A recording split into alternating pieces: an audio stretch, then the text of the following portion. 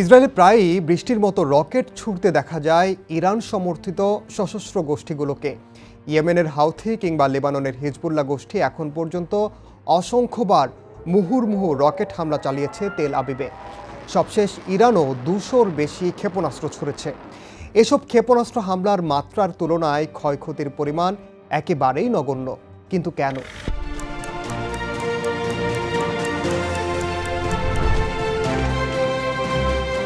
ইসরায়েলের দাবি, শত্রুর ছোড়া রকেট ও ক্ষেপণাস্ত্রের বিরুদ্ধে ঢাল হয়ে দেশটিকে রক্ষা করছে তাদের গর্বের প্রতীক আয়রন ডোম। এই আকাশ প্রতিরক্ষা ব্যবস্থা না থাকলে এতদিনে ইসরায়েল ধ্বংসস্তূপে পরিণত হতে বলেও বিশ্বাস অনেকের। আয়রন ডোম আসলে কি? এটি কিভাবে কাজ করে? আয়রন ডোম ছাড়া আর কি ধরনের প্রতিরক্ষা ব্যবস্থা আছে ইসরায়েলের? সেগুলোই বা কিভাবে কাজ করে তাই জানাবো এবারের দৃশ্যপটে। সঙ্গে আছে আমি ওমর ইনান।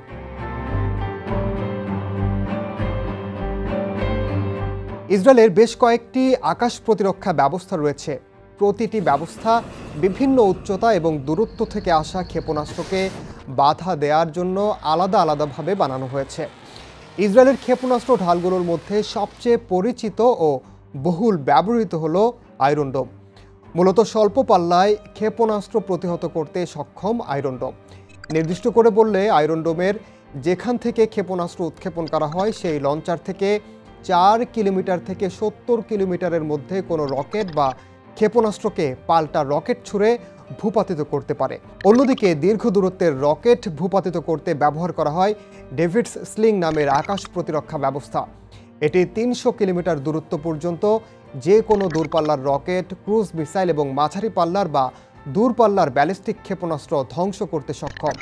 আবার অ্যারো 2 এবং অ্যারো 3 আকাশ প্রতিরক্ষা ব্যবস্থা দিয়ে মাঝারি এবং দীর্ঘ পাল্লার ব্যালিস্টিক ক্ষেপণাস্ত্রের বিরুদ্ধে কাজ করে, যার সীমা 2400 কিলোমিটারেরও বেশি।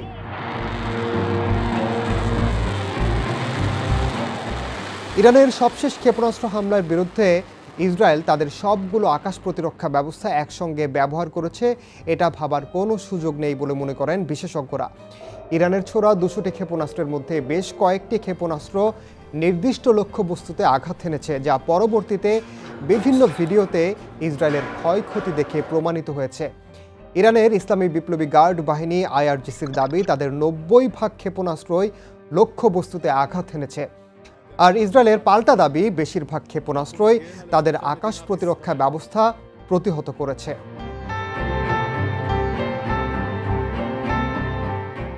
সাম্প্রতিক বছরগুলোতে ফিলিস্তিনের স্বাধীনতাকামী সংগঠন হামাস এবং গাজা থেকে অন্যান্য সশস্ত্র গোষ্ঠী কিংবা লেবানন থেকে হিজবুল্লাহ গোষ্ঠী ইসরায়েলে যেভাবে মুহুর্মুহু ক্ষেপণাস্ত্র ও রকেট হামলা চালিয়েছে, তাতে শক্ত প্রতিরোধ ব্যবস্থা ছাড়া ইসরায়েল মোটামুটি ধ্বংস হয়ে যাওয়ার কথা।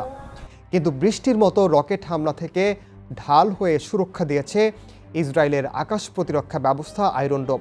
এরই মধ্যে এই আয়রন ডোম বিশ্বের সবচেয়ে পরীক্ষিত আকাশ প্রতিরক্ষা ব্যবস্থা হয়ে উঠেছে।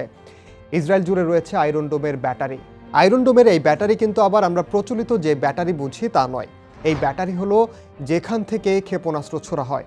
আয়রন ডোমের প্রতিটি ব্যাটারিতে 3 থেকে 4টি লঞ্চার থাকে। প্রতিটি লঞ্চারে 20টি ইন্টারসেপ্টর মিসাইল থাকে, অর্থাৎ যেগুলো দিয়ে শত্রুর মিসাইলে আঘাত করা হয়। আয়রন ডোম রাডারের সাহায্যে ধেয়ে আসা রকেট শনাক্ত করে এবং সেই সঙ্গে এর অবস্থানও জেনে নিতে পারে। এটিকে এমনভাবে বানানো হয়েছে যে নিজেই সিদ্ধান্ত নিতে পারে কোন রকেট বা মিসাইলটি জনবহুল এলাকায় গিয়ে পড়তে পারে। সে অনুযায়ী শনাক্ত করে রকেটগুলোতে ক্ষেপণাস্ত্র নিক্ষেপ করে আয়রন ডোম, আর অন্যগুলো মাটিতে খোলা স্থানে গিয়ে পড়ে। ইসরায়েলের প্রতিরক্ষা বাহিনী IDF এর আগে দাবি করে আয়রন ডোম লক্ষ্যবস্তুর 90% রকেট ধ্বংস করতে সক্ষম। আয়রন ডোমে যে তামির ক্ষেপণাস্ত্র ব্যবহার করা হয়, এর প্রতিটির দাম প্রায় $50,000 করে। ইসরায়েল ও হিজবুল্লাহর মধ্যে 2006 সালের 34 দিনের যুদ্ধের পর এই অত্যাধুনিক আকাশ প্রতিরক্ষাটি তৈরি করে তেল আবিব। সে সময় লেবানন ভিত্তিক সশস্ত্র গোষ্ঠী হিজবুল্লাহ ইসরায়েলে প্রায় 4000 রকেট ছুড়ে। এসব হামলায় ইসরায়েলের ব্যাপক ক্ষয়ক্ষতির পাশাপাশি বেশ কয়েকজন নাগরিক নিহত হন। এরপরই মূলত আকাশ প্রতিরক্ষা ব্যবস্থা বানাতে মরিয়া হয়ে ওঠে ইসরায়েল। ইসরায়েলের প্রতিষ্ঠান রাফায়েল অ্যাডভান্সড ডিফেন্স সিস্টেম এবং দেশটির অ্যারোস্পেস ইন্ডাস্ট্রিজের পাশাপাশি মার্কিন সহযোগিতায় 2011 সালে আয়রন ডোম স্থাপন করে ইসরায়েল। গাজা থেকে ছোড়া একটি রকেটকে বাধা দেওয়ার মধ্য দিয়ে সে বছর যুদ্ধে এটি প্রথমবারের মতো ব্যবহার করা হয়। 2023 সালের অক্টোবর থেকে গাজার পাশাপাশি হিজবুল্লাহ ও ইয়েমেনের হাউথি বিদ্রোহীদের ছোড়া ক্ষেপণাস্ত্রের বিরুদ্ধে কাজ করে আসছে এই অত্যাধুনিক প্রতিরক্ষা ব্যবস্থা আয়রন ডোম।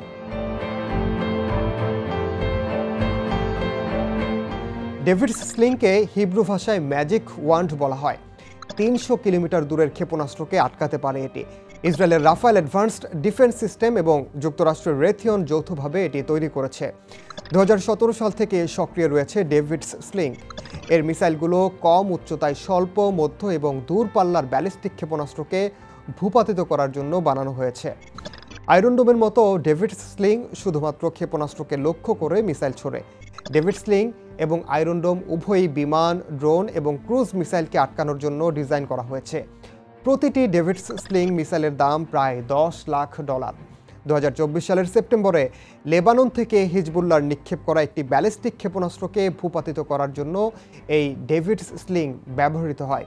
আইডিএফের দাবি যে মিসাইলটি তারা ভূপাতিত করেছে সেটি ছিল ইরানের তৈরি মাঝারি পাল্লার কাদির 1 ব্যালিস্টিক ক্ষেপণাস্ত্র, যেটি 700 কেজি থেকে 1000 কেজির ওয়ারহেড বহন করতে সক্ষম।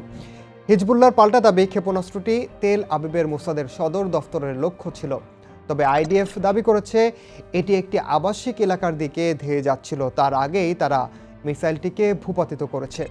ডেভিড স্লিং 2023 সালের মে মাসেও ব্যবহার করা হয়। সে সময় গাজা থেকে 1100টি ক্ষেপণাস্ত্র নিক্ষেপ করা হয়। তখন এই ডেভিড স্লিং 96% মিসাইল আটকে দেয় বলে দাবি তেল আবিবের। অ্যারো 2 স্বল্প এবং মাঝারি পাল্লার ব্যালিস্টিক ক্ষেপণাস্ত্রকে ধ্বংস করার জন্য নকশা করা হয়েছে। 50 কিলোমিটারের মধ্যে থাকা ক্ষেপণাস্ত্রের বিরুদ্ধে অ্যারো 2 কাজ করতে পারে। 1991 সালে প্রথম উপসাগরীয় যুদ্ধের সময় ইসরায়েলকে লক্ষ্য করে কয়েক ডজন সোভিয়েত নির্মিত স্কাড ক্ষেপণাস্ত্র নিক্ষেপ করে ইরাক। সেই সময় এই প্রতিরক্ষা ব্যবস্থা বানাতে কাজ শুরু করে ইসরায়েল। এরপর 2000 সাল থেকে এই আকাশ প্রতিরক্ষা ব্যবস্থা কাজ শুরু করে। 500 কিলোমিটার দূর থেকে নিক্ষেপ করা ক্ষেপণাস্ত্র শনাক্ত করতে সক্ষম অ্যারো 2। এর ক্ষেপণাস্ত্র শব্দের 9 গুণ গতিতে চলতে সক্ষম, সেই সঙ্গে একসঙ্গে 14টি লক্ষ্যবস্তুতে আঘাত করতে পারে। 2017 সালে প্রথমবারের মতো যুদ্ধে সিরিয়ার নিক্ষেপ করা ক্ষেপণাস্ত্র ভূপাতিত করতে ব্যবহার করা হয় অ্যারো 2 প্রতিরক্ষা ব্যবস্থা। অন্যদিকে অ্যারো 3 ব্যবস্থা 2017 সালে প্রথমবারের মতো মোতায়েন করা হয়। 2400 কিলোমিটার দূরের ক্ষেপণাস্ত্রকেও ভূপাতিত করতে পারে এই আকাশ প্রতিরক্ষা ব্যবস্থা। এটি সর্বপ্রথম 2023 সালে যুদ্ধে ব্যবহার করা হয়। ইয়েমেনের হাউথি বিদ্রোহীদের ছোড়া ব্যালিস্টিক ক্ষেপণাস্ত্র ভূপাতিত করতে ইসরায়েলের দক্ষিণাঞ্চলীয় উপকূলীয় শহর ইলাতে অ্যারো 3 ব্যবহৃত হয়। মার্কিন কোম্পানি বোয়িংয়ের সহায়তায় রাষ্ট্রীয় মালিকানাধীন ইসরায়েল অ্যারোস্পেস ইন্ডাস্ট্রিজ এই ব্যবস্থাটি তৈরি করে।